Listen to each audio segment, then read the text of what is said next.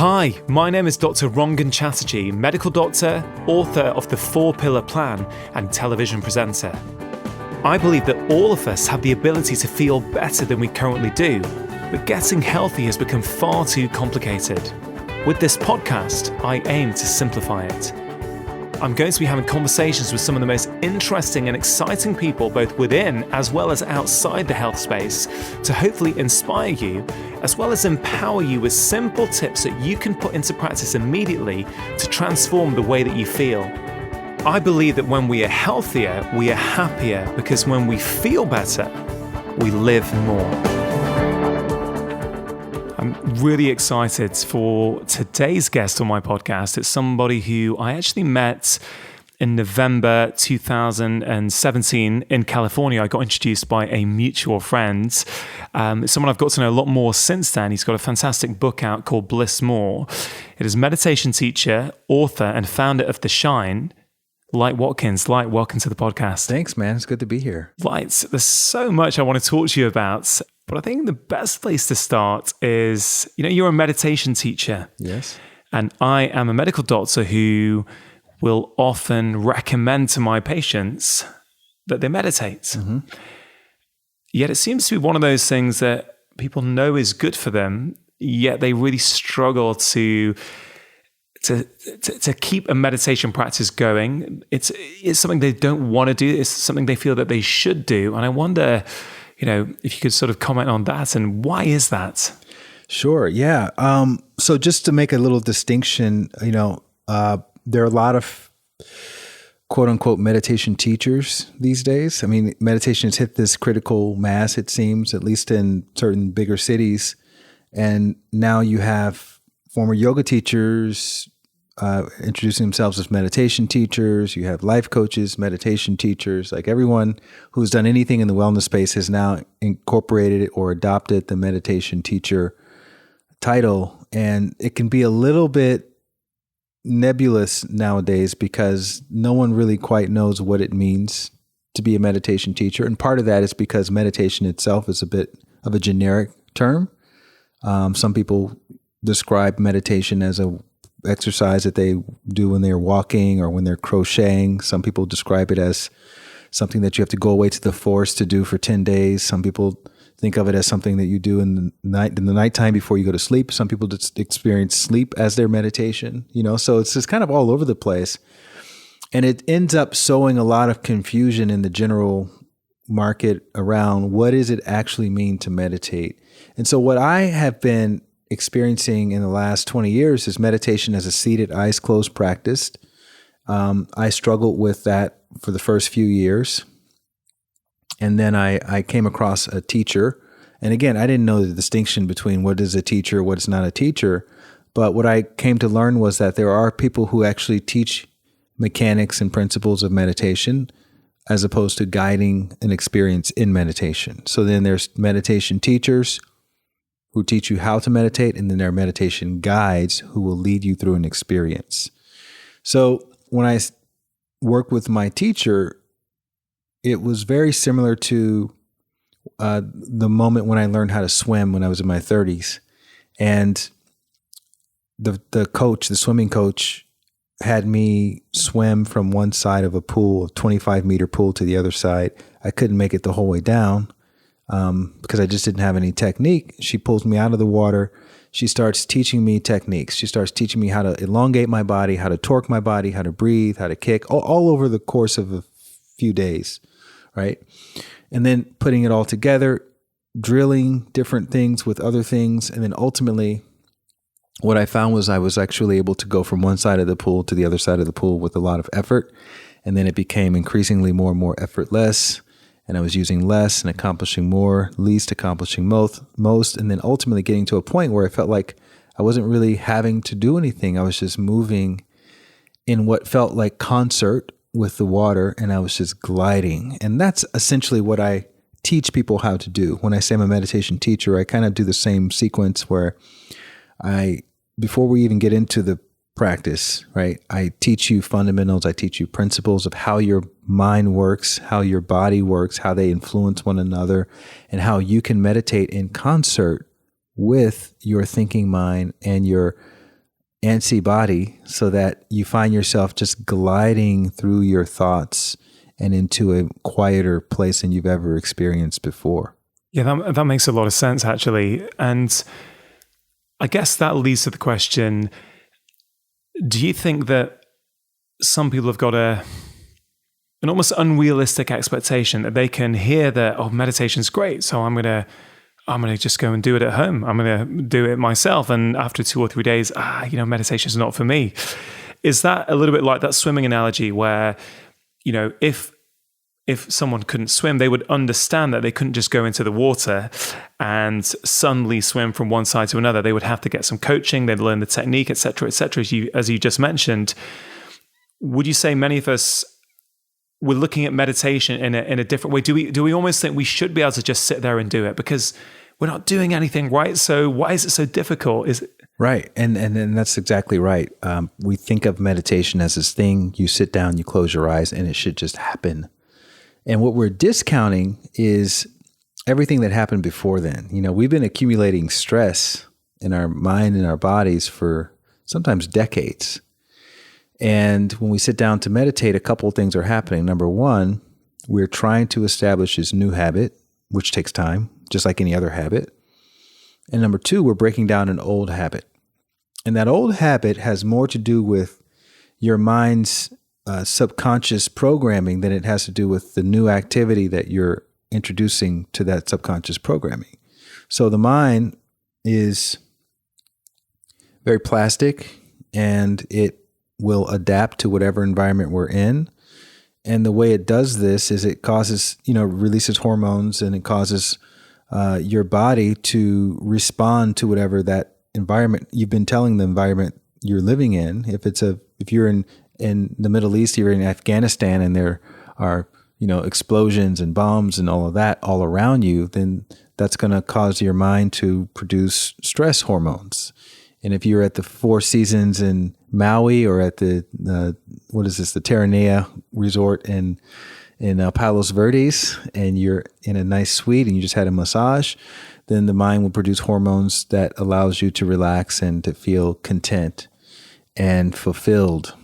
And so if the sum total of your external experiences has been translated through the filter of your mind as, oh, this is a great environment, this is a very happy, supportive environment, then chances are your body is going to be more balanced than if you have been exposed to traumatic environments, stressful environments, heavy emotional environments.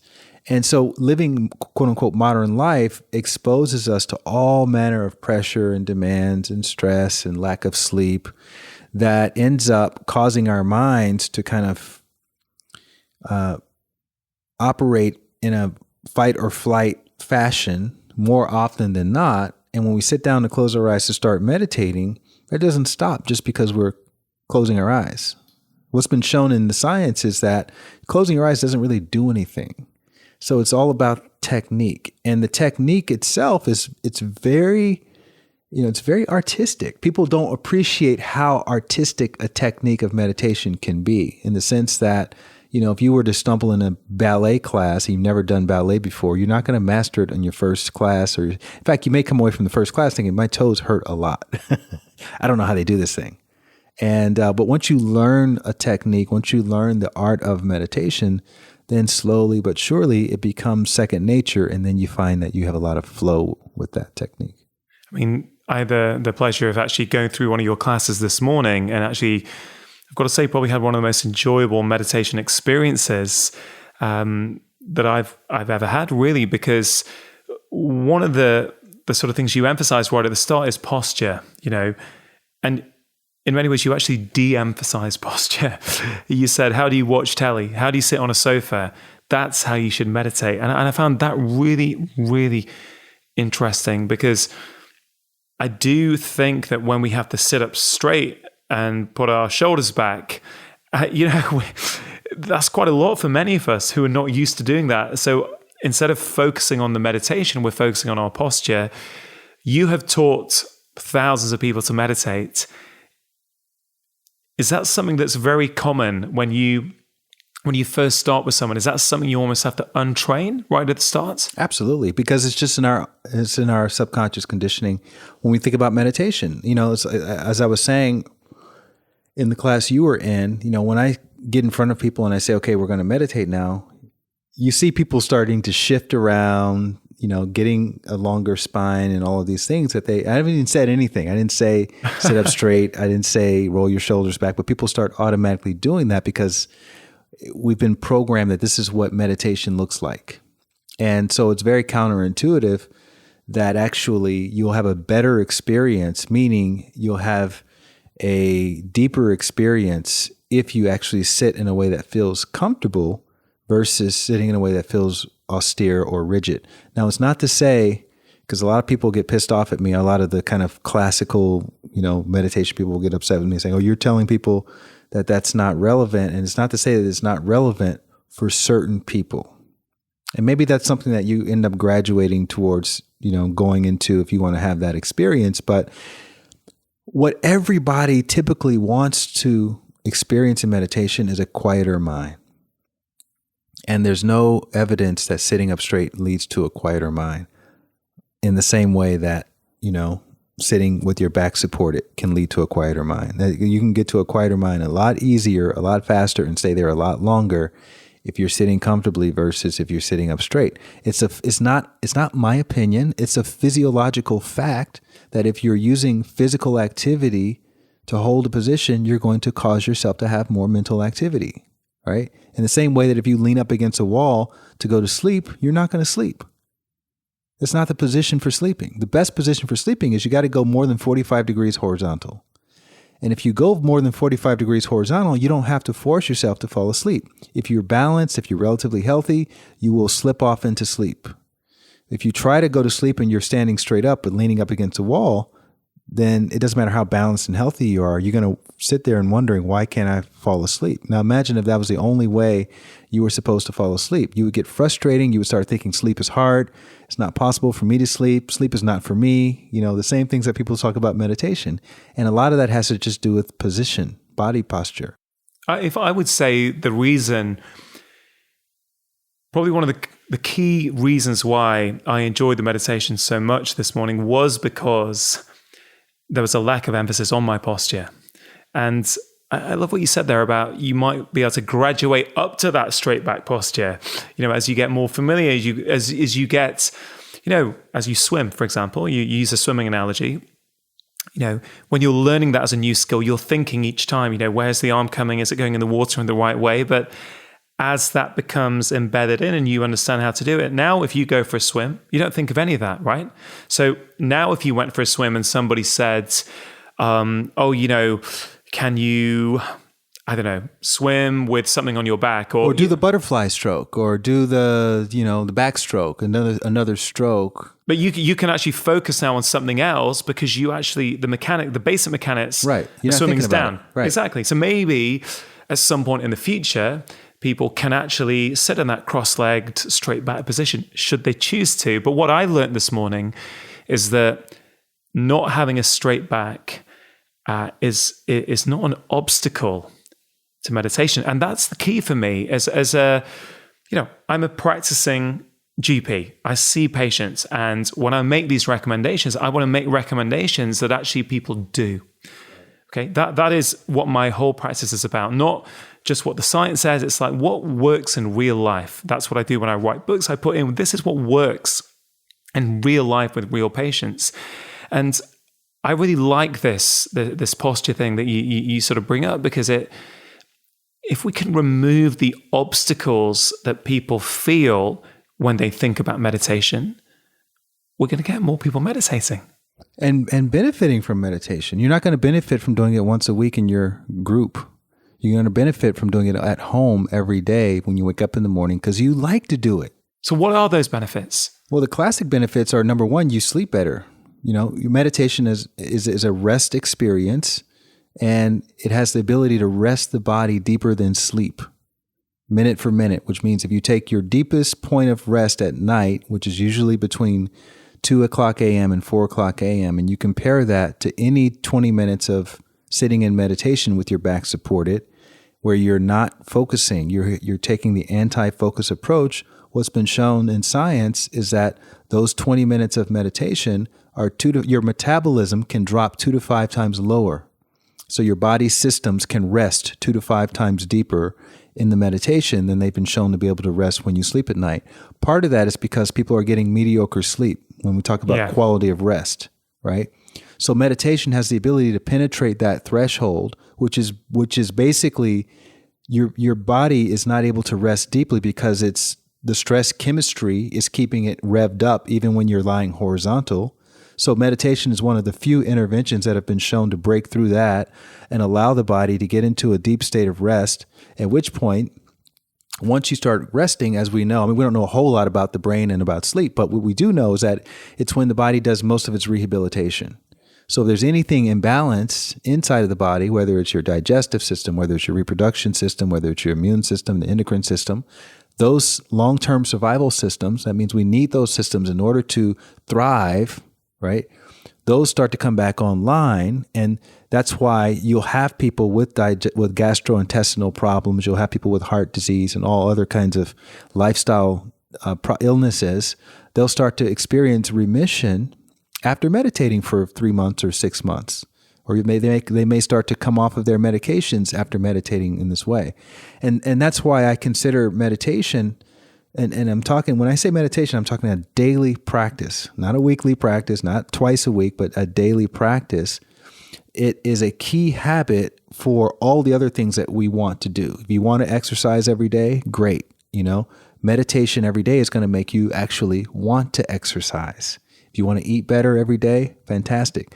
Meditation is not only going to make you crave higher quality foods, it's going to allow your body to metabolize and digest those nutrients and minerals a lot more efficiently, right? So all the things that we naturally just want to do lifestyle-wise in order to feel healthier, meditation, when you have less stress in the body, you have more rest, you have more happiness, you have more of a greater sense of inner fulfillment, it's going to make you want to do those things, as opposed to craving foods that are bad for you or relationships that are not sustainable, and which ultimately leads to the poor health and lifestyle illnesses and diseases that we suffer from as a society. It's the stress that's causing all those things. So when you reduce the stress, naturally things tend to get better. You said that people should be, or you would recommend that people meditate every day. What about people who are listening right now who say, I don't have time? I just don't have time for meditation. I would say 100% I agree with you. But what you're really saying is, I don't have time to do something I don't enjoy. Because for the things that we enjoy, people happily make time. And if you find enjoyment out of social media, you'll happily spend 2-3 hours a day on social media. If you enjoy pornography, you'll happily spend an hour a day on pornography. If you enjoy socializing with alcohol, you'll happily make time for that. So the thing is, we need to get meditation into the category of things that people enjoy. And that's been my whole purpose in life, is to help show people that this is not something you have to endure. This is something you can learn to enjoy. And once you get into that category, that whole business of I don't have time, it goes away. Like, this is the key for me here. This is the key. You're right. Many people think it's, the doctor told me I have to meditate. He told me it'd be good for me, but I just can't do it. It's not me. Many people will come back and say, meditation is not for me. Running is my meditation. Listening to music on the tube to work is my meditation. First of all, what would you say to those people who say that meditation is not for them, that they can get the similar benefits from going for a walk in the forest or going for a run, that being their meditation? And the second thing is, then, how do we start to enjoy meditation?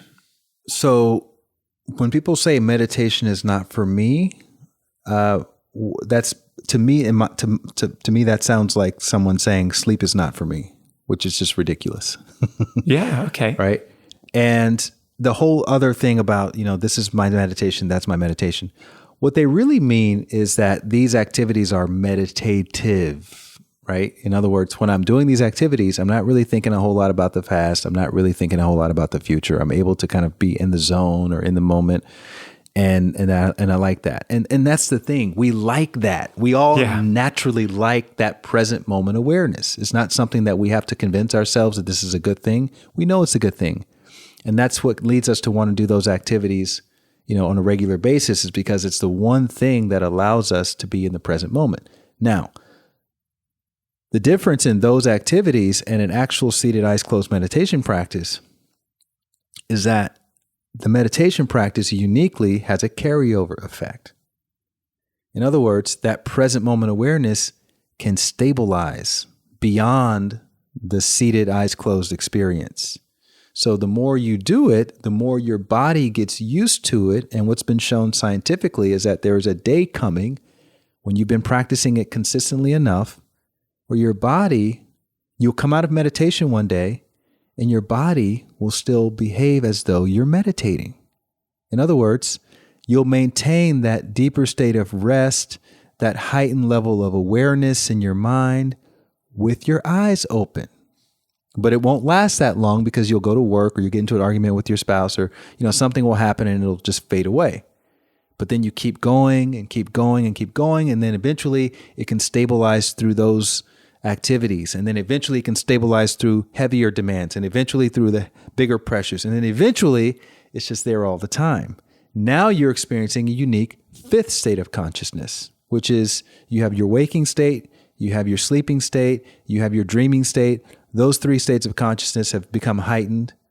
You have your fourth state of consciousness, which is the meditation experience, which is to say that when you are sitting down with your eyes closed, unlike swimming, unlike riding your bike, unlike crocheting, your body is experiencing a unique physiological and neurological signature.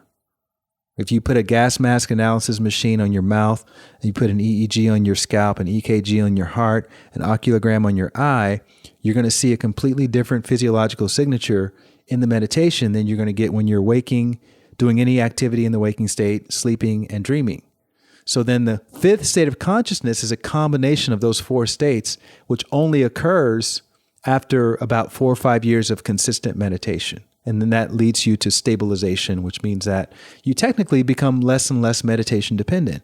You can sustain that spaciousness that you get in your deepest parts of meditation while you're in the post office, while you're in traffic, while somebody wants to have a confrontation with you. And that's really where you start to get the gold from the experience, right? It's never about what's going on in the meditation. It's about what's happening once you open your eyes and how you're experiencing those other 23 hours and 20 minutes of the day. Something you just said there reminded me of, it was when my son was, I don't know, he was maybe a couple of years old, wasn't sleeping that well. And it was in the summer. So I remember it well. I'd get up early every morning and I'd go downstairs. And even if I was exhausted, I would sit there and I'd open the patio door. Because I remember it was sunny. We were having a good few weeks of weather in the UK. And I just sit there for 5 minutes, sometimes 10, but often it was just 5 minutes actually. And I tried to, in inverted commas, meditate. Sometimes I felt as though all I was doing was going through my to-do list.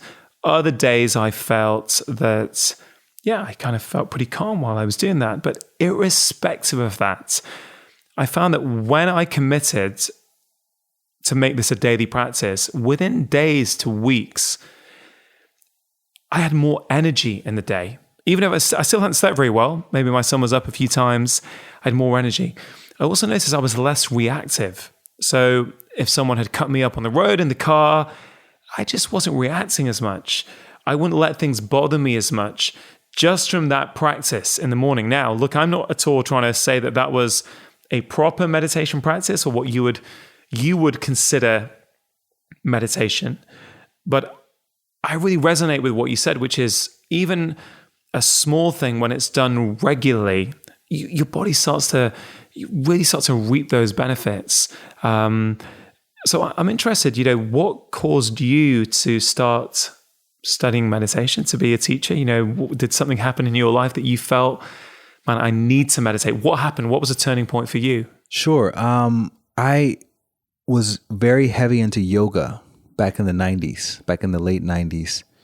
And back then, there weren't a lot of yoga studios, and the people who were involved in yoga were what we would call classically trained. So their idea of meditation was also from very strict, almost monastic traditions.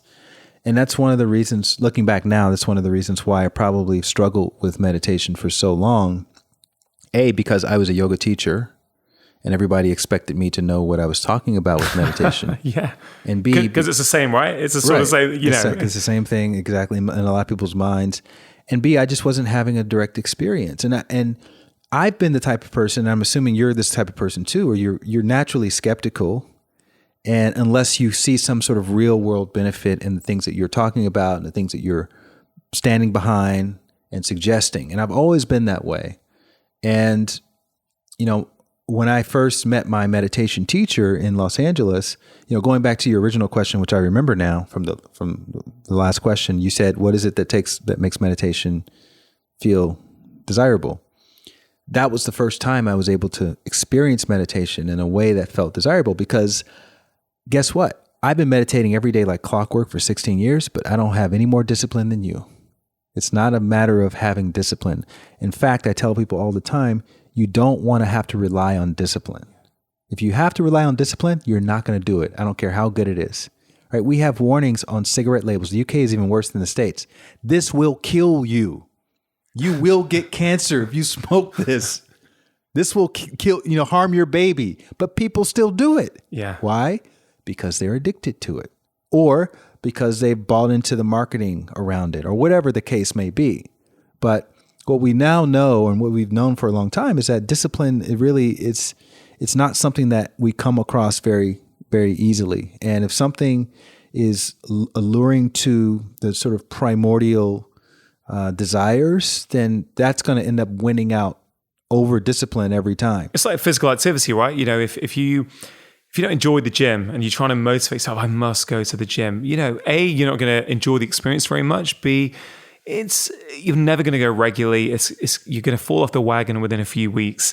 But once you start doing a hobby around physical activity that you enjoy, right, you do it all the time, whether it's dancing, whether it's playing football with your friends, whether for me, it's playing squash with one of my buddies. That's not a chore. That is... No, you get camaraderie, or you get the endorphin rush, or there's some payoff that's directly experienced. It's not your imagination.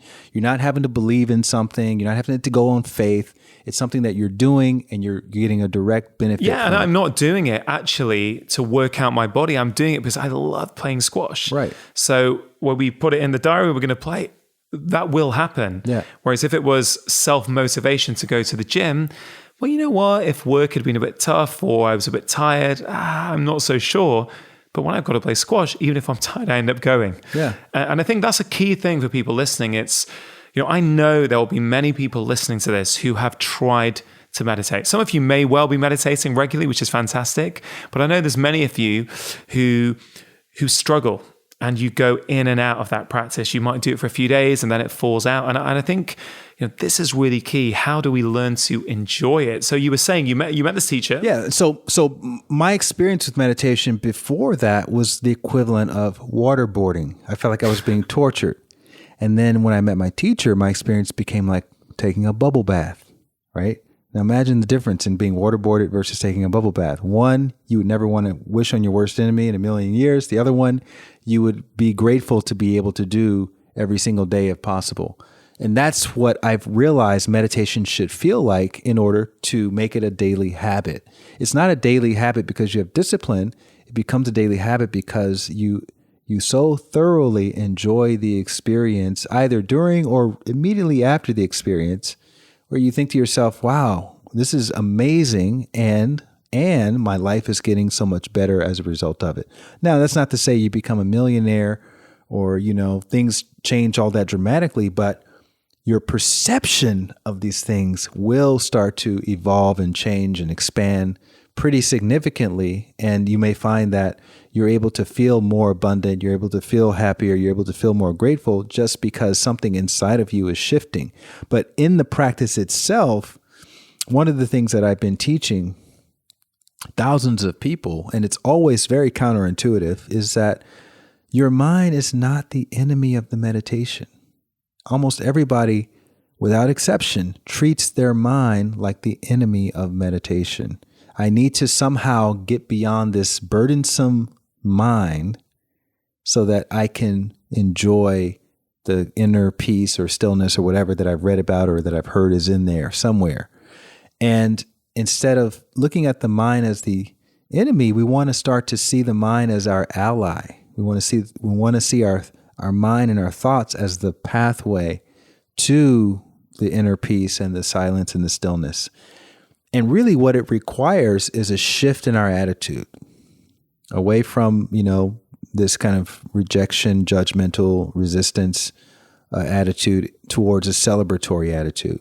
And that's easier said than done because it's not been our conditioning. No. We've been conditioned to reject and resist and control and all of that. And so what I've been teaching people how to do is to let go of all that control. And it's not about, noticing this and focusing on that and being aware of this. It's not about that. That's not what I'm asking people to do because that requires mental activity, which keeps the mind pinned to the surface awareness. What I'm asking people to do is to treat every single thought that they have as legitimate.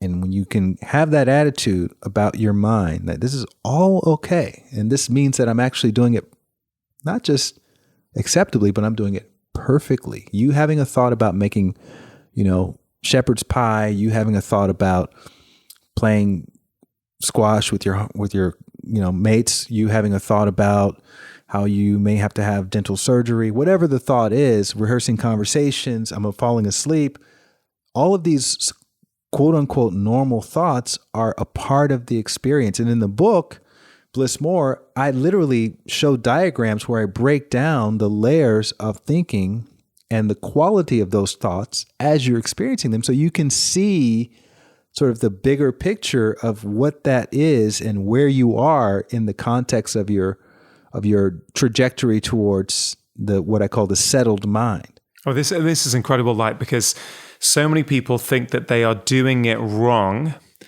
when they have what they consider to be a monkey mind. Right. And what I'm saying is that you need the monkey mind in order to do it correctly.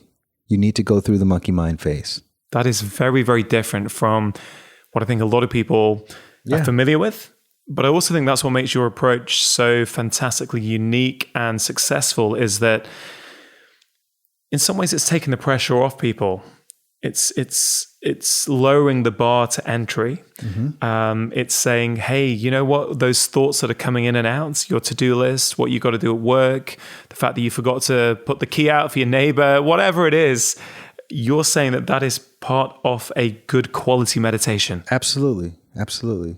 So why do people think that they have to empty their minds and have a quiet, still mind when they meditate? Why is that? Because most meditation quote unquote teachers are uninformed.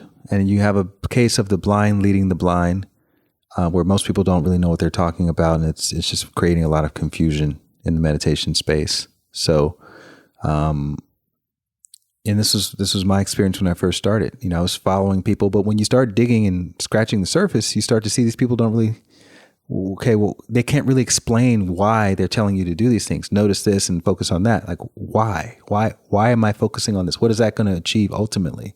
Well, that's what you have to do. You have to discipline the mind. What does that mean? Discipline the mind. What does that mean? I'm going to use thoughts to try to stop thoughts. Yes. How does that make any common sense? It doesn't, right? And if we understand what the mind is really looking for, which is happiness, the mind just wants to be happy, and it's looking for different thoughts in order to find that happiness, right? But most of the thoughts we have at our surface level, see, there's different levels of awareness, and we don't understand that. We think all of the experiences are happening at the surface, but that's just the start point. And as we go beyond the surface, the quality of those thoughts change. So at the surface level, you may have thoughts about making a sandwich or texting a friend or having a conversation or, what I call the right now thoughts, any thoughts having to do with right now. And what a technique can do is to take you beyond the right now thoughts, and then you'll start to get into short-term past, future thoughts about what you did yesterday, thoughts about what you may want to do tomorrow, etc. And then you can go beyond those to a deeper layer, which are longer term future past thoughts, which we call goals and ambitions, regrets, long-term memories, right? And then eventually you get to a point where you pass beyond the threshold of surface thoughts, because those are all still considered surface thoughts, and you get into what I call subtle thoughts, which are essentially dreams, where you start to see the leprechauns, you start to have the rainbow experience, you start to feel like you're floating, you start to, those kinds of fantastical thoughts are part of the journey as well.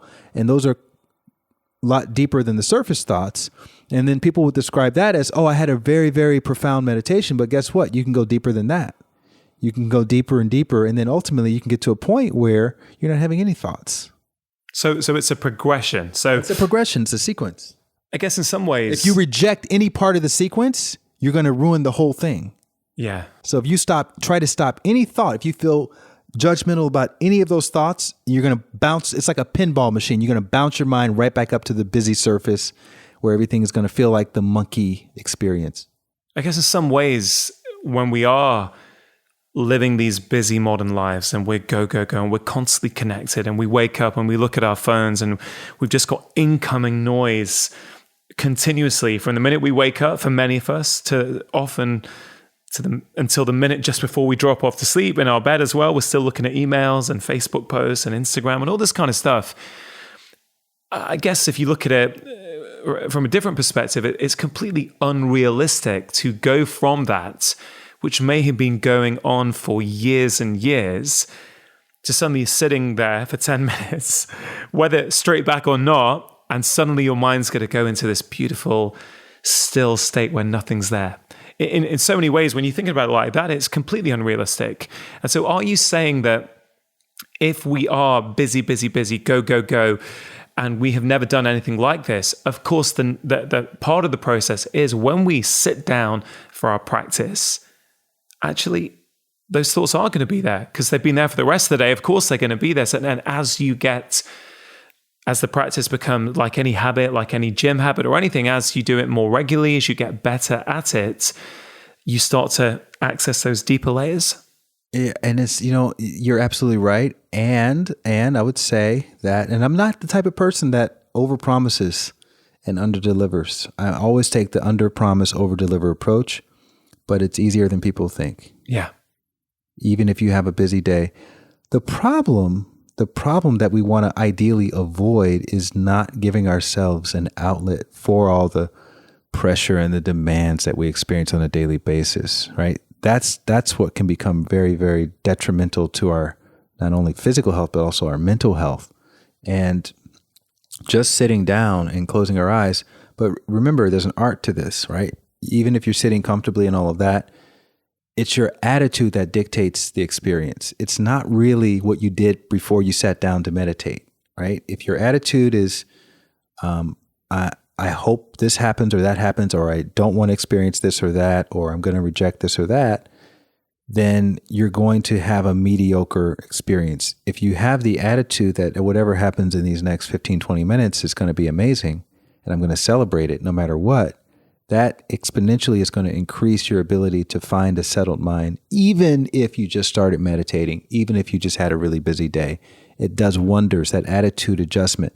But it's the attitude that takes practice. It's not really anything else. It's just the attitude. And that's what I consider to be the art of the meditation is developing the attitude of celebration when you sit down with your mind, with your body, with whatever else you've been struggling against or fighting against in the practice. And then you'll find that this ocean of bliss has just been sitting there the entire time, just beyond the ridge of your everyday mental clutter, waiting for you to dive in. The sort of byline, the subtitle in your book is How to Succeed in Meditation Without Really Trying. I think that's very powerful. And, you were sharing this morning how you wrote that byline. You weren't a huge fan, I think, of the title you were saying, right. But you love that subtitle. I just think bliss is a very loaded word, and people have a lot of different ideas about that. And I think it does raise the expectation level kind of high. Yeah. And I've always had more of a practical approach to these kinds of things.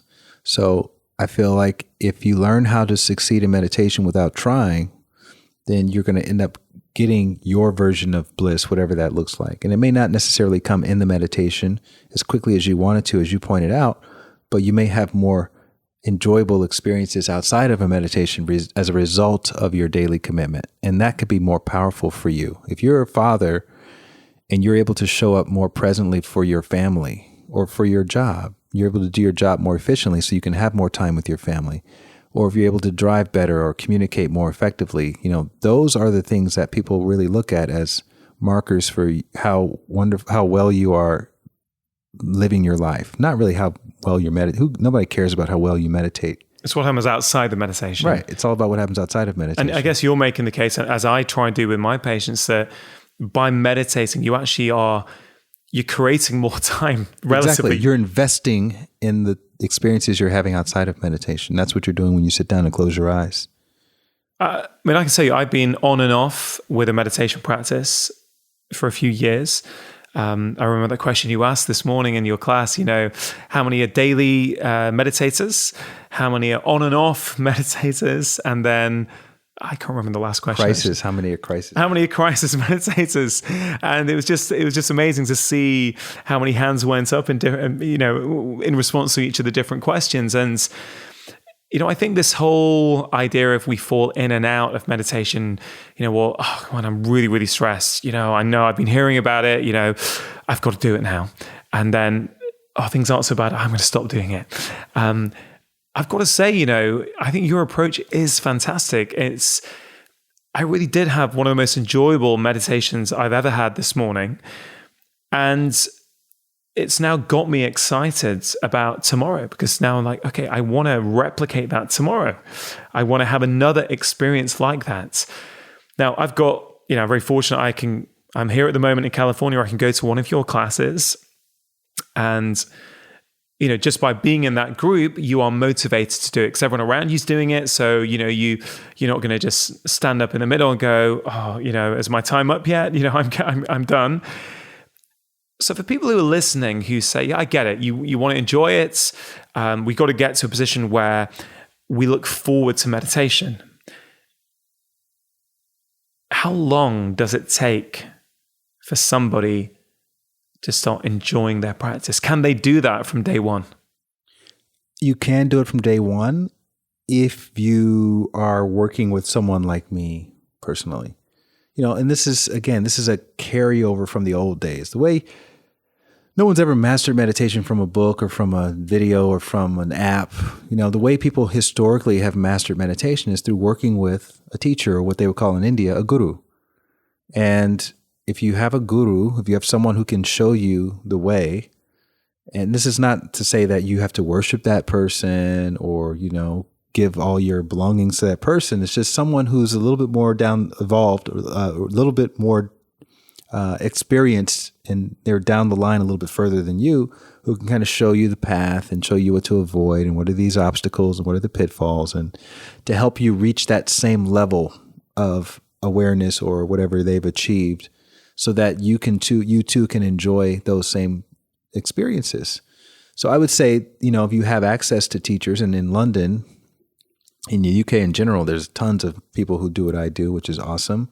Is there a particular name for the sort of meditation you do? Vedic meditation. Vedic meditation is the name, yeah. And is that, meditation is this big umbrella term. There are obviously many different subtypes of that.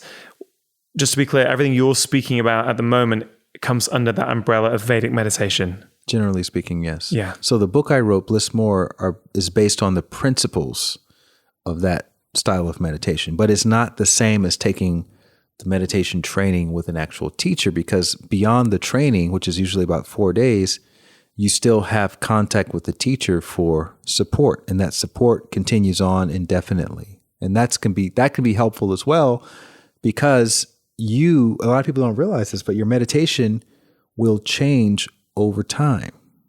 If you get a mantra or whatever, that's going to change over time. The way you use it is going to change, or you're going to change with time. And a meditation teacher knows this. And so the instructions that you would give to someone who's brand new are going to be different from the instructions you would give to someone who's been meditating consistently for 6 months versus someone who's been meditating for a year versus someone who's been meditating for 5 years.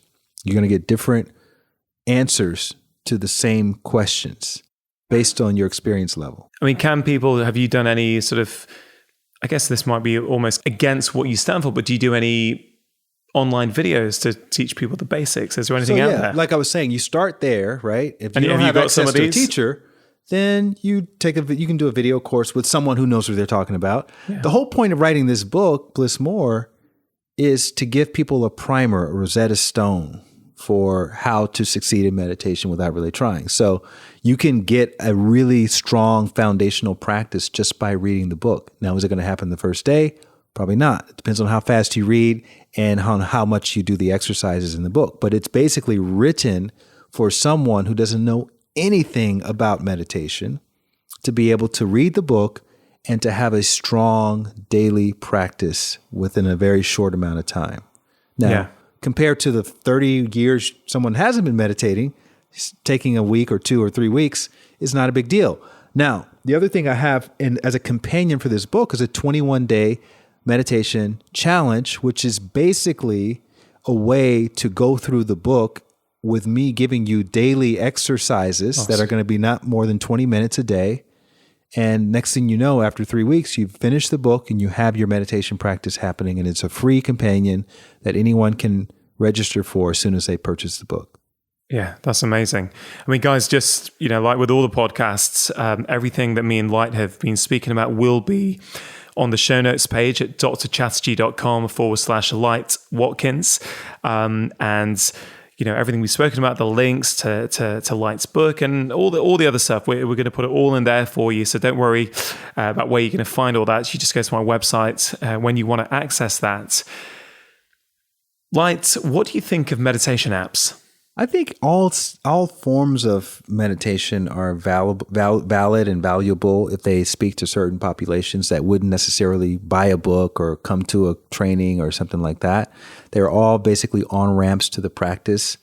I think meditation apps are great for tracking consistency in the meditation practice. They're not great for learning how to meditate. Most of the apps are geared around guided experiences, which again, there's a time and place for guided experiences, but ultimately you don't want to have to use technology to disconnect from technology.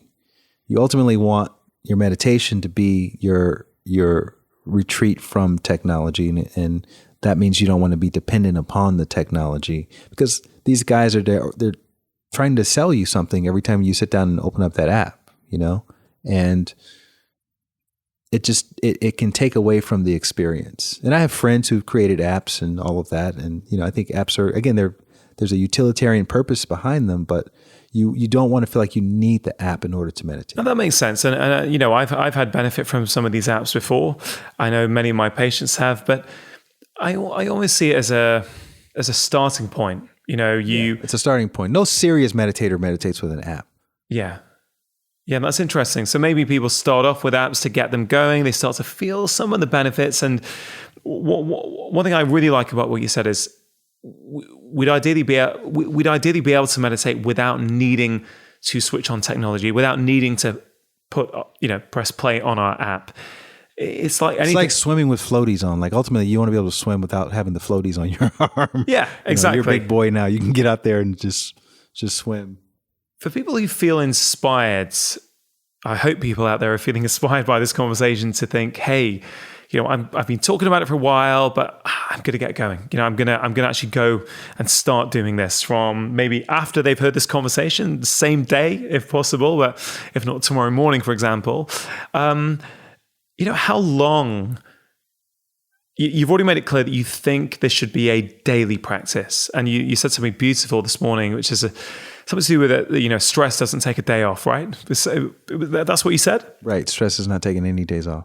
Yeah, and you were using that to sort of illustrate. Well, we're putting these stresses into our body. They're coming from all around us every single day. We need an outlet for that, and meditation is a fantastic outlet for a lot of those stresses. But for people who are a bit resistant or a little bit, they're not sure, they know they want to do it, how long do they need to do it for every day? I would say about 15, 20 minutes a day. Okay. Once a day. About the length of a phone conversation or scrolling through Instagram stories, just one session, 15, 20 minutes a day, will put you in a completely different health and wellness trajectory than the one you're on right now, no matter what you're doing in your life. Are there better times than others? First thing in the morning. Try to do it first, because not only because it's the easiest time to manage, you just wake up a little bit earlier, but also because meditation, in the way that I'm describing it, is a basis for action, and you don't need to be active when you're about to go to sleep at night, which tends to be the other go-to time for people meditating.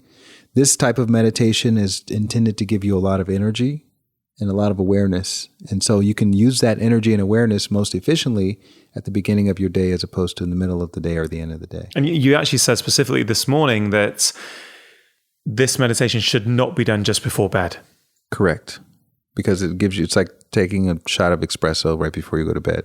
But it's clean energy, right? It's not like what I call dirty energy, which is what you get from coffee and sugar and those kinds of things. But you're also saying that if you meditate in the morning, it's going to help you sleep better that night. Correct. Yeah. I mean, I know on a personal level, if I don't meditate in the morning, it doesn't happen. I've seen that enough times where I know if I meditate in the morning, great, I feel good. If I don't, and I sort of think I'm going to do it later on in the day, that tends not to happen. Very, very rarely, but it tends not to happen. Is it the sort of thing people can literally wake up and do straight away?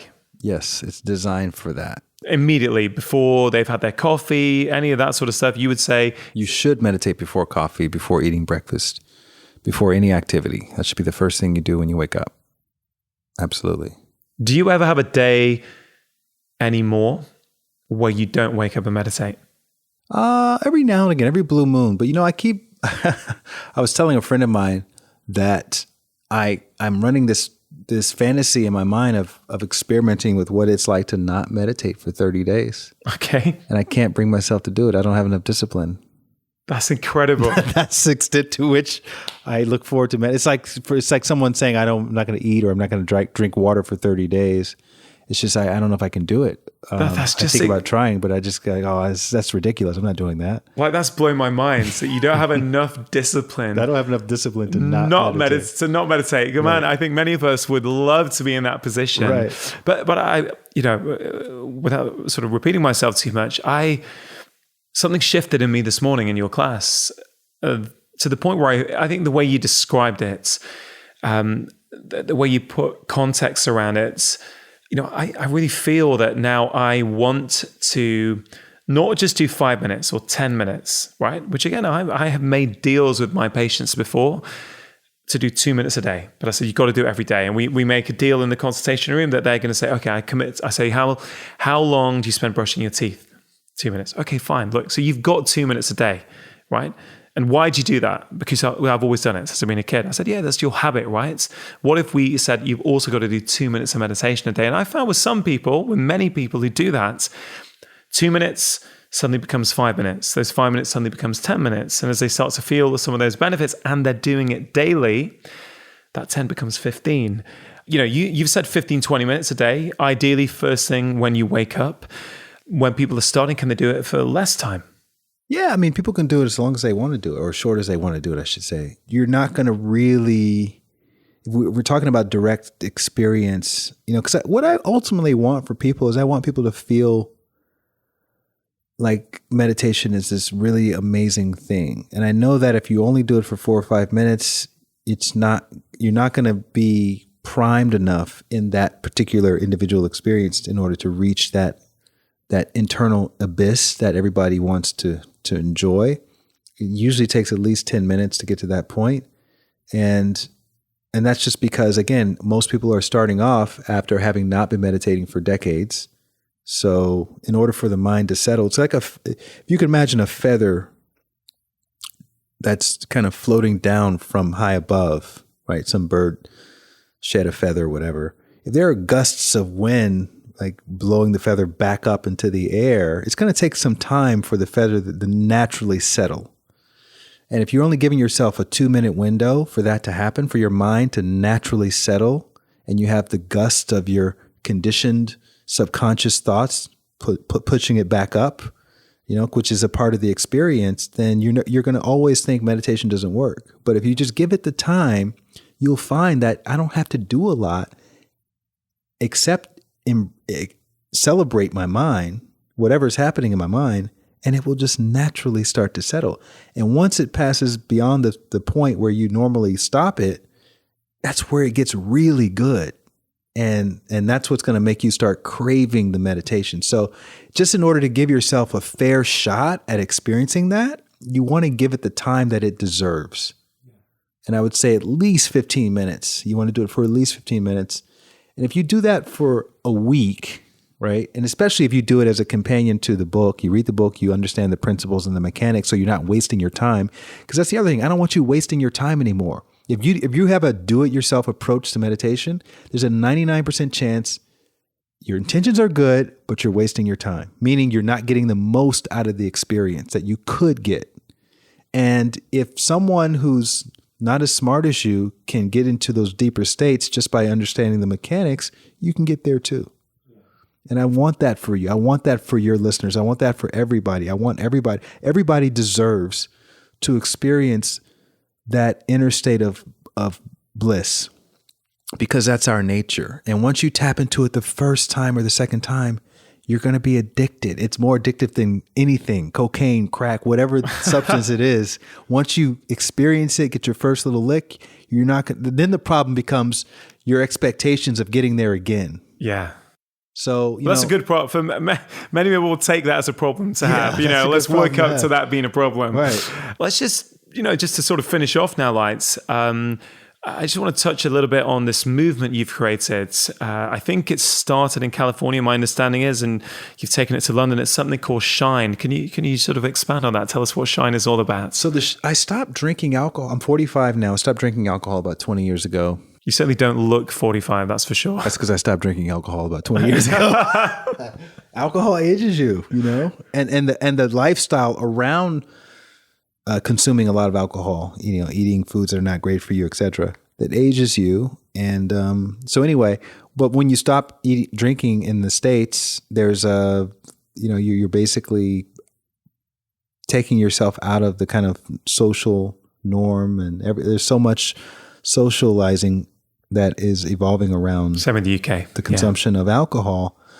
And so about 5 years ago, I started thinking about creating some sort of social community event that is alcohol free, but that includes things that leave you feeling inspired, so like live music is great. Everyone loves live music in intimate settings. The TED Talk platform is great. Everyone loves a good TED Talk. So bring a speaker in, but not to talk about some idea that you want to spread, but rather to talk about the hero's journey, and we're seeing this nowadays. You get so many celebrated people committing suicide, right? Why is that happening? Because there's shame around being depressed. And no matter how much money you have, how much influence you have, people can still be depressed. And if you hear a story from someone who says, look, I've been experiencing mental health problems, yet I still kept making these choices, or this is how I got help, blah, blah, blah. These are the things we're not talking about in TED Talks. We're only hearing the end result. We're only hearing the big ideas that people came up with, but we're not really hearing what the person had to personally overcome in order to accomplish this idea. And I think it's important to tell those stories more. So we combine that with live music. We have meditation. We start off the event meditating because, as I said, dynamic rest through meditation is a basis for dynamic action. So to be more present, to show up more, you find that when you get high on meditation, you don't even need alcohol to have a great time, right? You get more fulfilled inside from meditation. You feel more fulfilled while you're taking in this content. You're not looking to get entertained as much as you're looking to engage and be a part of the experience. So how many people show up at an event like this? So we were getting a few hundred people coming. We want to keep it relatively intimate. It's a couple hours long. There's food, there's community. There's one of the biggest things we do is we charge $30 US a ticket. We use that to budget for the event because it's a nonprofit event. And then we have just enough left over, $400. and we literally give $400 in cash to someone in the audience that we randomly select to receive this money with the purpose for going out into the world and helping people. Wow. And then coming back, telling us how you chose to help people with $400. So over the course of these last 4 years, since the event's been happening, we've heard countless stories of what people can do with $400. And it's just showing us again and again, you don't need to be a millionaire. You don't need to have all this influence in order to make an impact in someone's life. And I think, I remember, I think last year I was here in LA for a conference, and I missed it by about 1 day or 2 days. I was so disappointed that I wasn't going to be here for that event. It was on a Saturday night here. What kind of people does this event attract? Is it people who are already into meditation and that, or are you getting all kinds of different people who are craving something, who are missing something at the moment in life, and they think, actually, I'm going to give that a go. Maybe people who are used to going out boozing and drinking and maybe doing that with their buddies, but feeling, God, is this all that there is? Is there something more? I'm just interested, what kind of people are you attracting to these events? We get a little bit of everybody, to be honest with you. There are people from like the Soho type of crowd, Soho community, Soho House. We get people, creatives, we get designers, we get regular, just people who are doing regular things. We get young people, we get older people. It's a very diverse group. A lot of people are first timers when they come. We've now expanded to New York, and it's funny because I've been to the New York events and I see the same kind of people showing up in New York as you get in LA. We're in London now, same thing there, just people who are, I would say, spiritually curious, or people who just kind of need a little bit more inspiration in their life. And there's not a lot of things like this out there. I mean, there's, you can go and find live music, you can go and find great talks, but to bring all these things together with the philanthropy, with the community, it just creates a really beautiful analog experience. Yeah, it sounds absolutely incredible. And, just huge appreciation to you for actually putting on an event like that and making this idea spread and go from coast to coast here in the US, but also bringing it to the UK. And I think last time we spoke, you said it could be going to other countries as well. Absolutely. And we got to get you speaking at the one in the UK. Yeah. Well, I'd love to. I'd love to. And we'll do it in London, or maybe I can help you do one in Manchester, get it up to the north of England. Fantastic. Get it out of the capital. Yeah. Before we finish off now, a couple of questions I've started asking more of my guests. A big part of what I do is talk about these 4 key pillars of health: food, movement, sleep, and relaxation. I think it's a very neat framework for us all to self-assess our own life. Very simplistic, but something that I think we can all get our heads around. I know for me, typically I will struggle with the relaxation pillar, and that's maybe why I struggle with my meditation practice and this kind of stuff. I wonder, out of those 4 pillars, which one do you struggle the most with? How are we defining struggle? Okay, yeah, that's a good question. Let's put it a different way. Which pillar do you feel you need to focus on more? I think making healthier food choices is always a thing that's kind of a constant. I consider myself to be a relatively healthy eater. Yeah. And I allow myself to kind of go off road from time to time. Yeah. But I spent 12 years as a vegan, and I stopped doing that about 4 or 5 years ago. And what's interesting, what I've noticed is I don't necessarily feel much different eating meat versus being vegan. And I've realized that, and I'm sure you talk about this in your book, but I realized that it's really your mindset that can determine a lot about how your food affects your body. And I think food is definitely important, and it's energy. And if you understand those fundamentals, which I learned during that process of really exploring my diet, coming back to being a little more lenient, I'm able to bring that wisdom with me. And, maybe I'm not eating the best thing, but maybe I'm combining it in a way that is healthier than if I was just kind of consuming it all at the same time and that kind of thing. Yeah. So, and I think also it's a combination these four pillars together, because I would guess that you're doing pretty well on the relax pillar. You know, you've I got that one down. Exactly. So I think that then allows you a bit more leeway with some of the other pillars. Because I sleep like a baby at night. Even if I don't get a lot of sleep, I get a very high quality of sleep. So I can function optimally with less sleep. But then also when it comes to things like, if let's say I'm traveling and I jet lagged or whatever, I'll make better food choices in that situation than if I'm relaxed and at home and I get a good rest. And that's where the synergy comes in between these four pillars. It's not just about focusing on one, or it's about looking at them in context and looking at if you're very, very stressed and you're not sleeping well and you're always wired, you're always going to probably be fighting that temptation to make poor food choices. Whereas if you have, your stress levels are right down, you've got that outlet for stress every day because you've got this enjoyable, fun, transformative meditation practice that you have worked hard for it to become that way for you. That just allows you a lot more leeway in other areas. Right. I think that's really key. Yeah. And that's how I'm saying meditation is a key habit. If you have that down, everything else is going to be a lot easier. Well, that was absolutely fantastic. I always like to leave listeners with some key tips if possible. So, how do we take the potential information and hopefully the inspiration from today's conversation into action? So if someone's listening right now, are there some sort of bullet point tips you can give them as to get this going? How do they get going? Let's say you have a meditation practice going and you haven't read Bliss More or you haven't received much formal instruction.